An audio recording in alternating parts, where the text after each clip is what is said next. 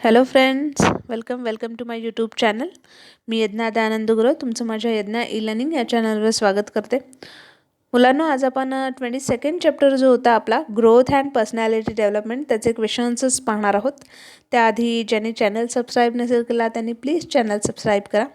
आणि of course video जर आवडला असेल, व्हिडिओ जर आवडत असतील तर व्हिडिओला लाईकही करा, कमेंट करा, जास्तीत जास्त शेअर करा.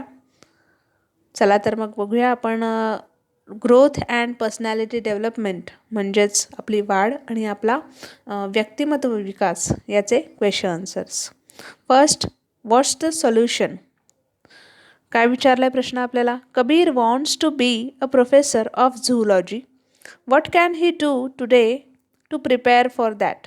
कबीरला झूलॉजीचा प्रोफेसर व्हायचं आहे. म्हणजे झूलॉजी म्हणजेच जे प्राणी मित्र असतात. ओके, झू म्हणजेच काय तर झू म्हणजे प्राणी संग्रहालय. ओके, आणि याला प्रोफेसर व्हायचं आहे. म्हणजे याला प्राण्यांबद्दल खूप प्राण्यांमध्ये किंवा पक्ष्यांमध्ये त्याला इंटरेस्ट आहे आणि त्याला त्याच्यात प्रोफेसर व्हायचं आहे. सो तो कशा प्रकारे प्रिपेअर करेल? If Kabir wants to be a professor of zoology, first Kabir should have interest in science subject. Of course त्याला सायन्स सब्जेक्टमध्ये इंटरेस्ट असणं, त्याला आवडत असणं हा विषय खूप गरजेचा आहे. He should observe animals and birds. त्याने ॲनिमल आणि बर्ड जे आहेत ते ऑब्झर्व केले पाहिजे, त्यांचं निरीक्षण केलं पाहिजे. He can also collect photos of various animals and birds. त्याने खूप सारे फोटोज किंवा व्हिडिओज वगैरे जे आहेत ते त्याने कलेक्ट केले पाहिजेत. He should also note down their habits. त्याने त्या पक्ष्यांचा किंवा प्राण्यांचे जे हॅबिट्स आहेत, त्यांच्या ज्या सवयी आहेत त्या नोट डाऊन केल्या पाहिजेत. He should collect lots of information related to become professor of zoology. आणि त्याने बऱ्याचशा अशा गोष्टी ज्या आहेत, बरेचसे इन्फॉर्मेशन जी आहे ती कलेक्ट केली पाहिजे त्याला जर प्रोफेसर ऑफ झूलॉजी बनायचं असेल तर. Okay, next question, use your brain power. प्रश्न काय दिला आपल्याला? What skills do we already have before we learn to ride a cycle. Cycle चालवण्याआधी, ओके, किंवा सायकल चालवण्याचं शिकण्याआधी आपल्याला कोणत्या गोष्टी माहीत असणं गरजेचं आहे? Answer, we should have enough strength in legs to pedal the cycle. आपल्याला ते सायकलचं जे पॅडल असतं ते मारण्यासाठी एनर्जी हवी असते, स्ट्रेंथ हवी असते, ताकद हवी असते, ती आपल्याकडे असणं गरजेचं आहे. For balancing the cycle the entire body should be agile, strong and fit. Okay, म्हणजेच आपली जी संपूर्ण बॉडी आहे ती स्ट्रॉंग असली पाहिजे, ती फिट असली पाहिजे. ओके, जर आपल्याला सायकलचं ते पूर्ण बॅलन्स जर आपल्याला करायचं असेल तर we should be able to turn the handle of the cycle whenever we are riding it. आपल्याला त्याचं जे हँडल आहे ते टर्न करता आलं पाहिजे, ते मूव्ह करता आलं पाहिजे.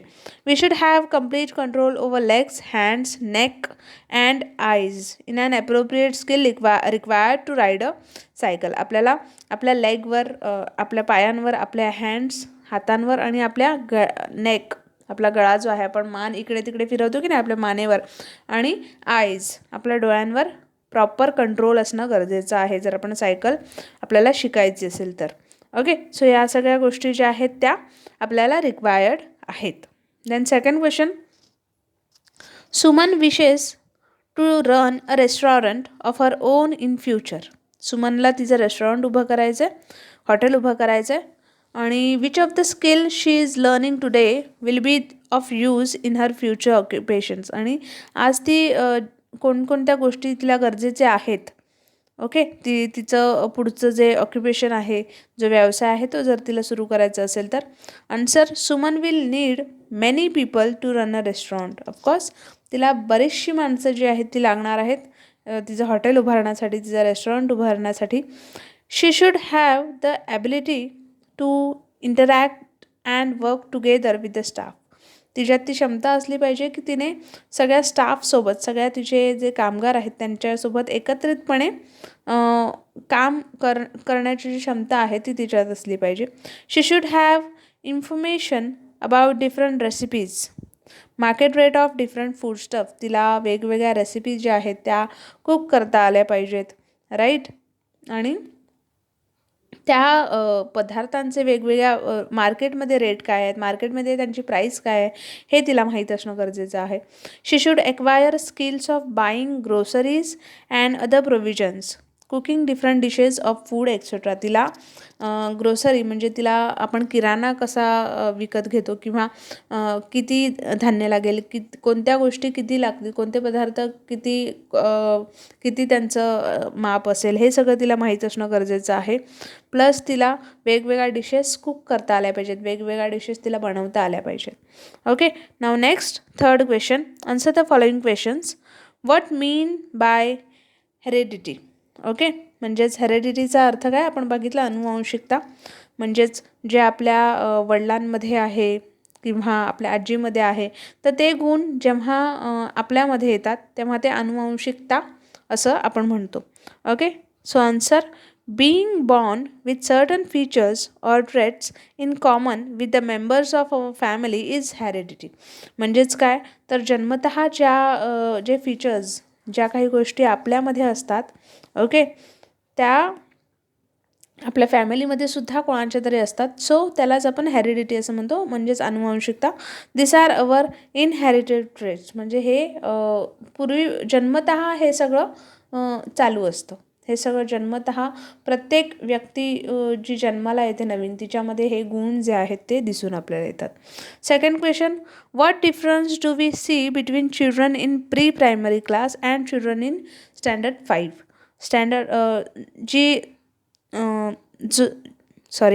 जो मुलगा प्री प्रायमरी क्लासमध्ये आहे, म्हणजे अगदी लहान आहे, 4 ते 6 वयाचा, त्यात आणि जो 5थमध्ये आहे, ओके, म्हणजेच तुमच्या इतकं, सो त्यांच्यामध्ये फरक काय आहे, त्यांच्यामध्ये डिफरन्स काय आहे? Answer, the age of pre primary school children is between 4 to 6. त्याचं जे एज असेल, त्याचं जे वय असेल प्री प्रायमरी स्कूल चिल्ड्रनचं, ते कसं असेल? 4 to 6, 4 ते 6 वयांमध्ये असेल तो. आणि जो 5th स्टँडर्डचा आहे तो 10 to 11मध्ये असेल, right.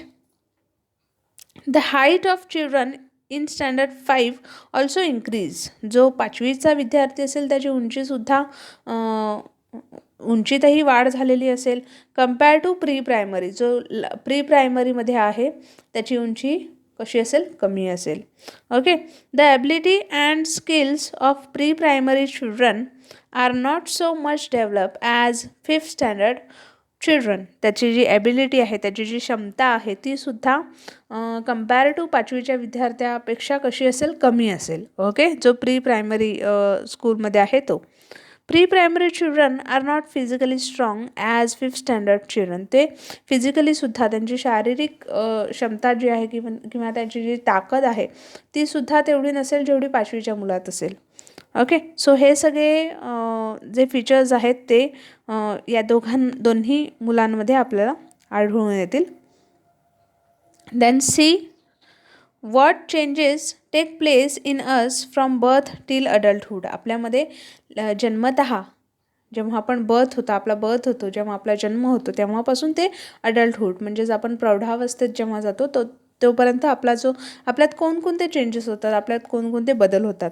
So answer, many changes take place in us in our body from birth till adulthood. When we take birth we are infant, our weight is very less.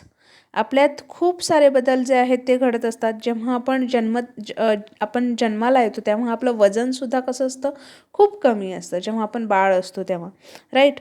Slowly growth take place like teeth come out, body posture changes, height weight increase, there is growth in hair. आणि हळूहळू हे जे बदल आहेत ते घडत जातात. आपले दात येतात, त्याच्यानंतर आपलं जे बॉडी पोश्चर आहे, आपली जी शरीराची जी रचना आहे ती हळूहळू चेंज होत जाते. आपली हाईट जी आहे, उंची जी आहे ती चेंज होते, ती इन्क्रीज होते. आपलं वजन वाढतं आणि आपले हेअर जे आहेत, आपली केस जी आहेत ती त्यांमध्ये सुद्धा आपल्याला वाढ झालेली दिसून येते. Then we turn to childhood. Growth is continue up to certain age. आपण जेव्हा लहान वय ते सोडतो, लहान वय जेव्हा आपण निघून जातं त्याच्यानंतर आपली जी ग्रोथ आहे, ओके, ती सर्टन एज म्हणजेच आपली हाईट जी आहे ती सर्टन एजपर्यंतच एजपर्यंतच होऊ शकते. Okay, because hormonal changes take place. कारण आपल्या शरीरात जे हार्मोनल चेंजेस आहेत ते होत असतात. Then after some years we become mature and at the age of 21 we become adult.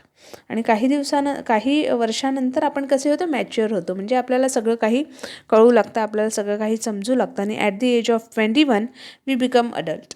आणि 21व्या वर्षी आपण कसे होतो, अडल्ट होतो. ओके, मोठे होतो.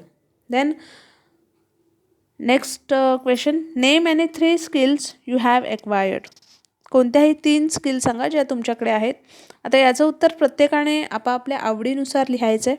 ओके, सो माझं उत्तर असं आहे, I have acquired skills like communication, problem solving and leadership etcetera.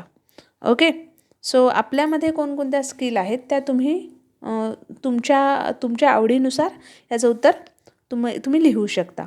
Then next question, what is mean by physical growth. Physical growth म्हणजेच काय, शारीरिक वाढ होणे म्हणजेच काय. Physical growth refers to an increase in body size. आपल्या शरीराची जी साईज आहे ती वाढते. In size of organs too, आपल्या शरीरातले जे अवयव आहेत त्यांचीही वाढ होते. It also refer to physical strength and capacity. आणि यालाच फिजिकल स्ट्रेंथ म्हणजे आपली शरीराची ताकद जी आहे ती, आणि कपॅसिटी क्षमता जी आहे तीसुद्धा यात वाढते. यालाच आपण फिजिकल ग्रोथ होणं असं म्हणतो. Then fourth question, true or false. A baby gradually learns to perform newly learn task without making mistake. बेबी जे आहे ते लगेच एखादी गोष्ट शिकतं का, विदाऊट मिस्टेक ते करतं का एखादी गोष्ट न चुकता. नाही, हे फॉल्स आहे. ओके, त्यालासुद्धा प्रॅक्टिस लागते, आणि प्रॅक्टिसने जेव्हा तो परफेक्ट ती गोष्ट करतो तेव्हा आपण म्हणू की न चुकता ती गोष्ट घडते. Then next question, at birth we already have all skills. जन्मतः आपल्याकडे सगळ्या काही स्किल्स ज्या आहेत, सगळ्या काही ज्या गोष्टी आहेत त्या असतात का, त्या आपण शिकलेलो असतो का, तर नाही, हे सुद्धा फॉल्स आहे. आपण हळूहळू जसजसे मोठे होतो तसतसे शिकतो की नाही. Then third question, we cannot manage all our task entirely by our self. आपण कोणतंही काम आपण सगळीच कामं स्वतः एकटं नाहीच करू शकत. Okay, we need someone help. आपल्याला कोणा कोणाची तरी हेल्प जी आहे ती लागणारच. ओके, सो हे फॉल्स आहे.